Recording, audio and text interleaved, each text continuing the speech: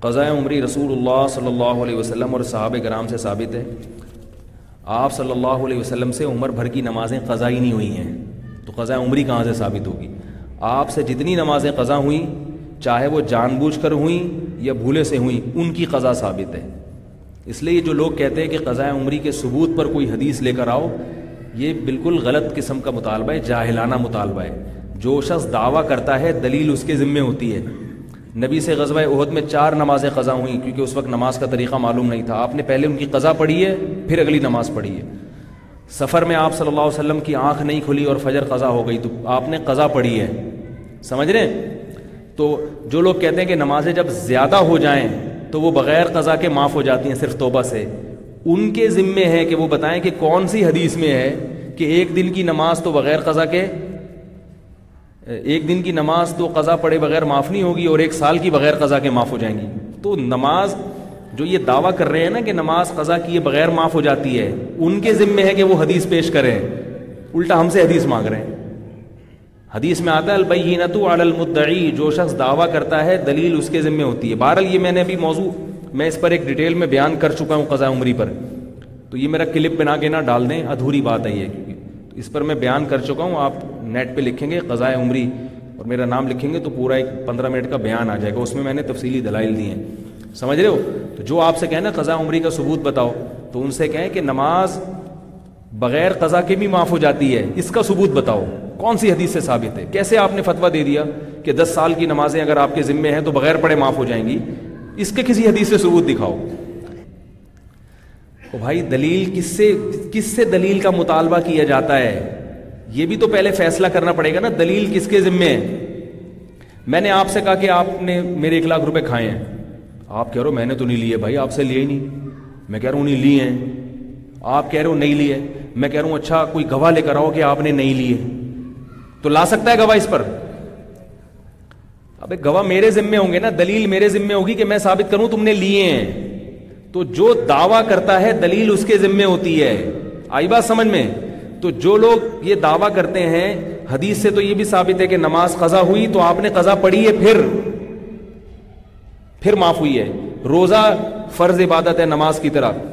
کہیں بھی قرآن میں جب بھی آتا ہے کہ روزہ چھوڑو گے فعدۃ من ایام اخر, سفر میں بیماری میں روزہ چھوٹ گیا, تو قرآن کیا کہہ رہا ہے؟ بعد میں رکھنا پڑے گا. تو اب آپ نے نمازیں چھوڑ دیں, لوگ کہتے ہیں اتنے سال کی نمازیں اللہ غفور رحیم میں معاف کر دے گا, تو کہاں سے یہ حدیث میں کہاں آتا ہے کہ اللہ غفور رحیم اس معنی میں ہے کہ بغیر قضا کے معاف کر دے گا؟ کہاں ہے, کون سی حدیث میں آتا ہے؟ تو دعویٰ آپ کے ذمے ہے جو یہ کہتے ہیں. اور بعض لوگ کہتے ہیں اس میں حرج ہے اور دین میں تنگی نہیں ہے. تو حرج جب ہوتا ہے جب ہم کہتے ہیں 10 سال کی نمازیں 1 دن میں پڑھو, پھر حرج ہوتا ہے. 10 سال کی نمازیں اگر 10 سال میں پڑھنے کا حکم دیا جا رہا ہے پھر حرج تھوڑی ہے. کیسے سمجھائیں یار؟ بعض لوگ کہتے ہیں یار اس کو 20 سال کی نمازوں کا قضا کا حکم دینا, 30 سال کی, وہ تو بڑا مشکل کام ہے. مشکل جب ہے جب 30 سال کی نمازیں ہم اس سے کیا کہیں کہ 1 دن میں پڑھو. فقہاء نے لکھا ہے کہ 24 گھنٹے میں 1 دن کی بھی قضا کر لے گا تو اللہ کی رحمت سے امید ہے کہ انشاءاللہ معاف ہو جائے گا. تو اس لیے یہ, اور اس پر چاروں ائمہ کا اتفاق ہے. علامہ ابن تیمیہ رحمہ اللہ بھی قضاء عمری کے قائل ہیں. سعودی عرب کے جو شیخ بن باز رحمہ اللہ تعالیٰ تھے, ان سے پہلے پوری دنیا میں کوئی بھی اس کا قائل نہیں تھا کہ قضاء عمری معاف ہے. کوئی بھی قائل, اس پر پوری امت کا صدیوں سے اجماع چلا آ رہا ہے. کوئی ایک فتویٰ بھی نہیں دکھا سکتے.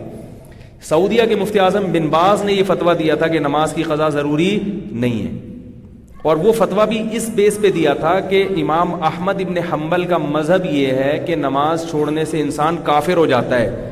وہ فرماتے ہیں جب کافر ہو گیا تو جتنی نمازیں مزید قضا ہوں گی وہ تو اس پر لازم ہی نہیں تھی کافر ہونے کی وجہ سے. وہ بھی اس بیس پہ قائل ہیں. کیسے سمجھائیں یار؟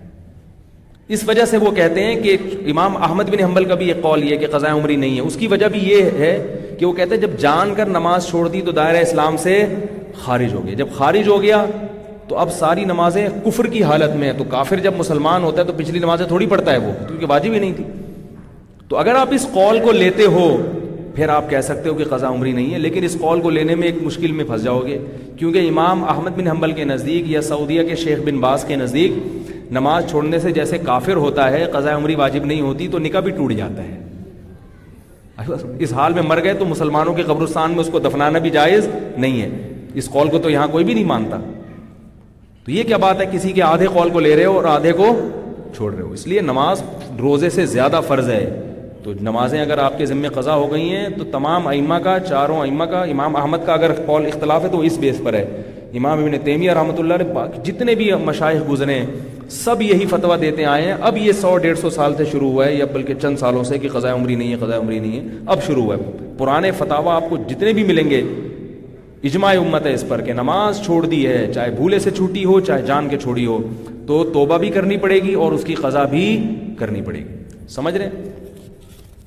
صرف حائضہ عورت کو مستثنیٰ کیا ہے شریعت نے, جو جس عورت کو مینسز آتے ہیں اس کو مستثنیٰ کیا ہے, نفاس اور حائضہ عورت.